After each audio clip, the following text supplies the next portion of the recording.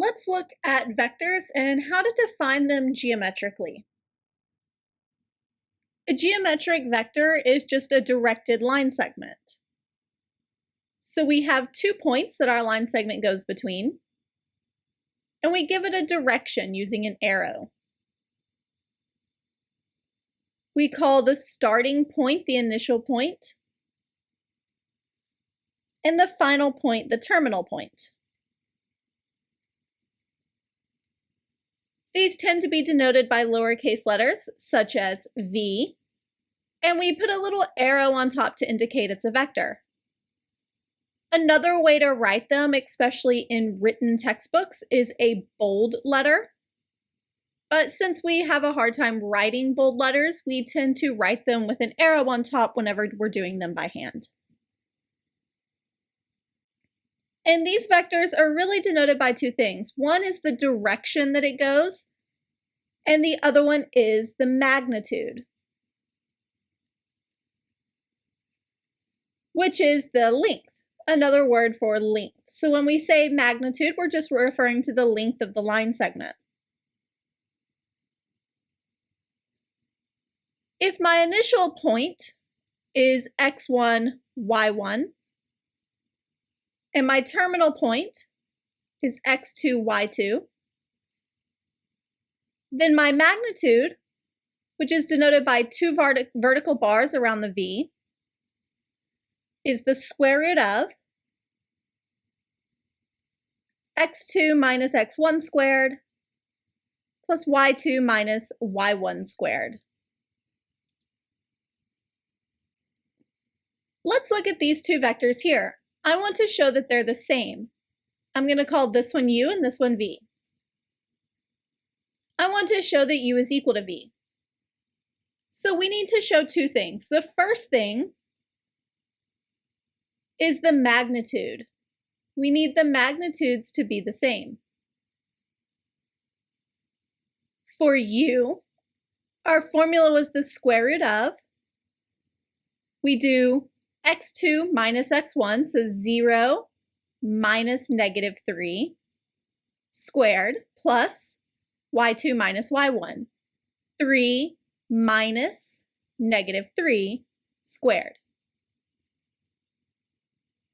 0 plus 3 is 3, squared is 9. 3 plus 3 is 6, squared is 36. So we get that the length of u, or the magnitude of u, is the square root of 45.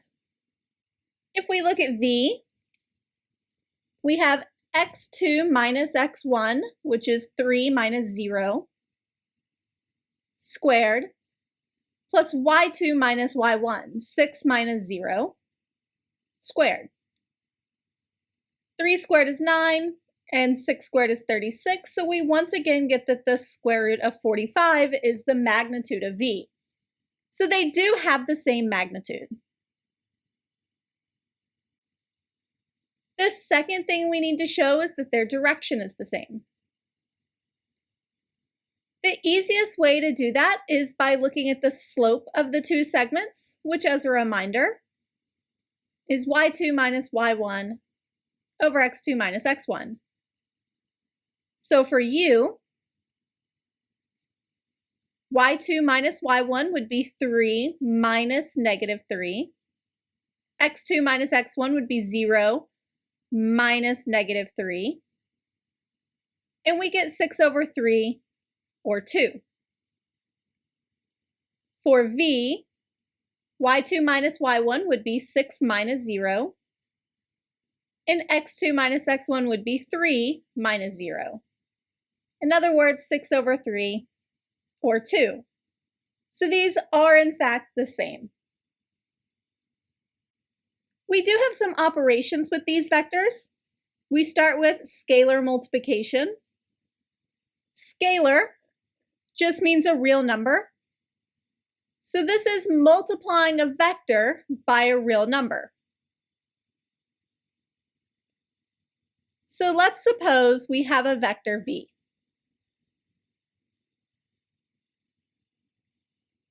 Saying 2v would put this vector in the exact same direction, but twice as long. Saying 1/2 v would once again put it in the same direction, but half as long. Saying something like -v would make it the same size, the same length, but moving in the opposite direction.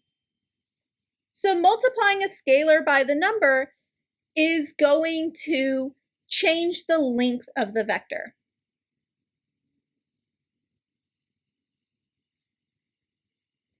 In general, it turns out that the length of a scalar times a vector is equal to the absolute value of that scalar times the length of the vector. So we do have a nice relationship to tell us the new length. And this matches what we were doing before. It takes the length of the old vector and multiplies it by that constant to decide how much we are stretching or shrinking. We can also talk about adding two vectors. If I have some vector u, we put the initial point of v at the same as the terminal point of u. So essentially we kind of put them together so we can travel vector u and vector v in a single path. If I were to draw a straight line directly between these points, this would be u plus v. So if I have my vectors and I think about traveling one and then the next in the correct direction, going straight from my starting to my ending point would be the sum. For subtraction, v minus u, it's easier to think of this as v plus negative u. So I have some vector v, and let's suppose my vector u goes out like this. That tells me that negative u moves in the opposite direction, but the same length. And so this vector here that goes from my starting point, I go through v and then through negative u to get v minus u. So we can add and subtract these vectors in geometry.